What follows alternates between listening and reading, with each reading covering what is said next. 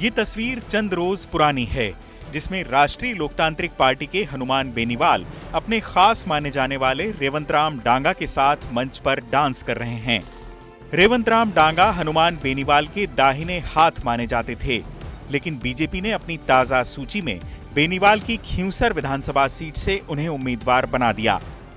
जानकारों की राय में बेनीवाल कभी सोच भी नहीं सकते थे कि रेवंत राम उनका साथ छोड़कर बीजेपी का दामन थामेंगे और उन्हें उनकी ही सीट पर चुनौती देंगे। लेकिन राजनीति शायद इसी को कहते हैं। रेवंत राम का कहना है कि कुछ दिनों से बेनीवाल के बोलने का अंदाज बदल गया था। हम हनुमान जी से तो पार्टी से अलग होने का फैसला पहले ले लिया। फैसला किया, अपना आप हो गया।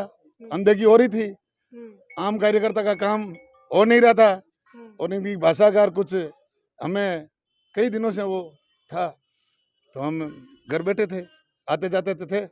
फिर इन्होंने एमपी साहब ने कहा कि आप भारतीय जनता पार्टी में आ जाओ, तो हम सब कार्यकर्ता हो जो मेरे पुराने, चाहे आप रिश्तेदार समझो, चाहे हमारे गरीब घनिष्ठ, क्योंकि मेरे पिताजी 30 साल सरपंच थे, मैं भी 15 साल सरपंच था।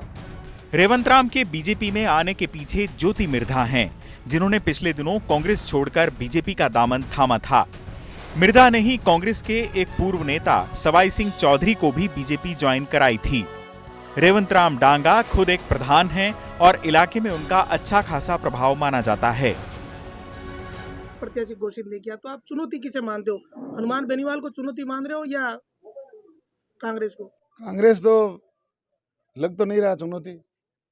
मैं तो मेरे हिसाब से, क्यों मैं चुनाव लड़ी नहीं रहा, तो पूरी जनता लड़ रही चुनाव, तो चुनौती है ही नहीं मेरे हिसाब से। पूरे गांव, पूरा क्षेत्र एक तरफा माहौल है 36 गांव का। कि रेवंत राम ऐसा एक अलग ही उनकी, मैं तो हर समाज में बैठता उठता रहूं, 24 घंटा जनता के बीच बैठता हूँ। इस बीच बेनीवाल की आरएलपी ने राजस्थान में अपनी चौथी सूची जारी कर दी है। इस सूची में आरएलपी ने 6 उम्मीदवारों को टिकट दिया है। पार्टी कांग्रेस और बीजेपी के बागियों को भी खास तवज्जो दे रही है। चौथी सूची में पिछली बार कपासन से कांग्रेस प्रत्याशी आनंदीराम को टिकट दिया गया है। वहीं आसींद सीट से पार्टी ने बीजेपी के बागी धनराज गुर्जर को टिकट दिया है। इसी तरह लूणकरसर से बीएसपी के पूर्व प्रदेश अध्यक्ष शिवदान मेघवाल को उम्मीदवार बनाया गया है। दरअसल राजस्थान की 200 विधानसभा सीटों पर 25 नवंबर को होने वाले मतदान के लिए नामांकन की प्रक्रिया भी शुरू हो चुकी है। बीजेपी और कांग्रेस दोनों पार्टियों को टिकट बंटवारे के बाद विरोध का सामना करना पड़ रहा है।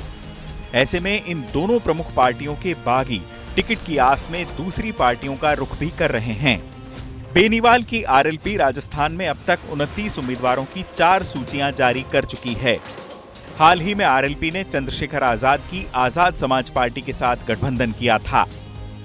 बेनीवाल की कोशिश है कि प्रदेश में तीसरा मोर्चा बनाया जाए।